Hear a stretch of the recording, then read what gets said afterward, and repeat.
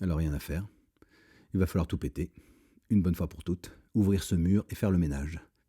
Et comprendre enfin précisément comment c'est possible, voir enfin à l'intérieur. Parce qu'il a fait preuve de patience.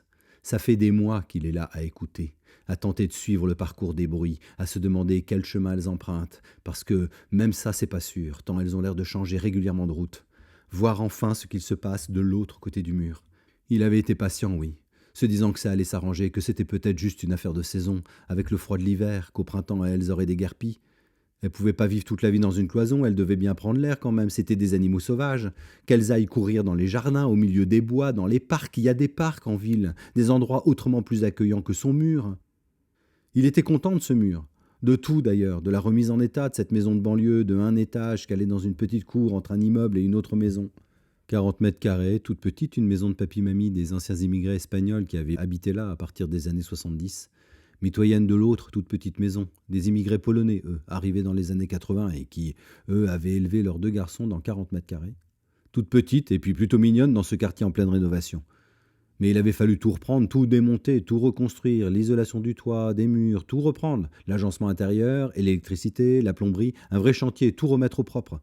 Parce que bien évidemment, il l'avait acheté dans son jus, la maison. Elle était crasseuse, la baraque, mignonne, mais sale. L'endroit qui n'avait pas bougé depuis au moins 40 ans, rafistolé de partout, et puis plus aux normes. Un lieu qui, quand tu le visites, tu dois avoir de l'imaginaire pour te dire que ça vaut quand même le coup, qu'il y a du potentiel, comme avait dit l'agent immobilier, car sur le papier, au départ, c'est pas gagné. Et puis l'odeur, qui avait imbibé toutes les surfaces, la moquette, le lambris marron, la poussière même, la graisse froide, la cuisine. C'est ce qui reste chez les gens quand ils meurent, l'odeur de leur cuisine. Réduit à ce qu'ils ont mangé.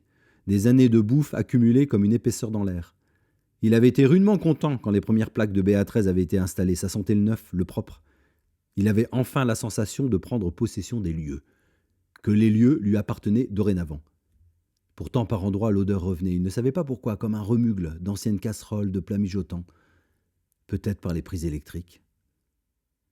Mais le résultat final était vraiment satisfaisant. Une jolie petite maison sans étage, modernisée avec ce qu'il fallait de matériaux anciens pour garder son cachet. Une touche vintage, avait dit Sacha, avec ses équipements tout neufs.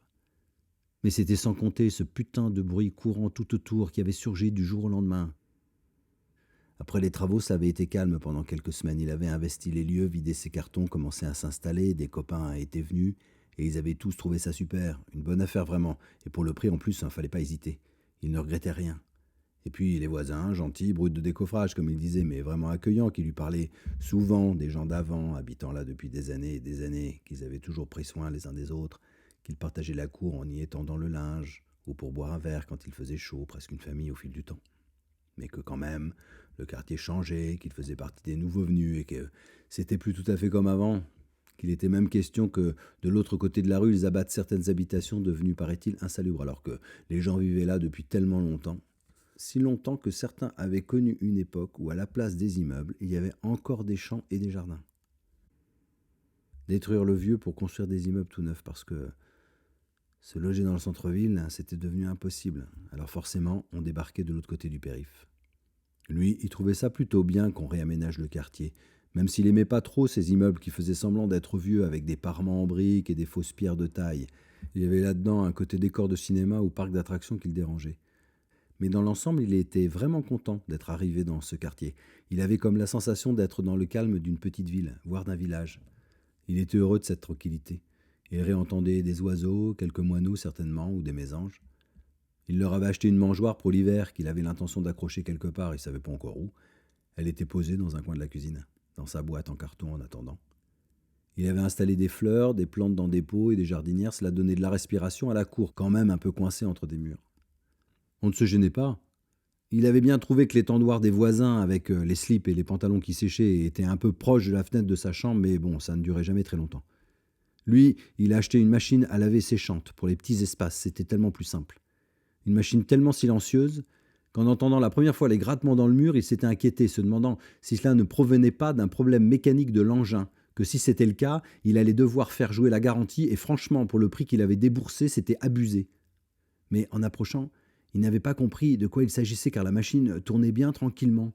Le linge mouillé à l'intérieur retombait mollement sur lui-même, tout l'engin déroulait son programme dans le roulement feutré des mécaniques de précision.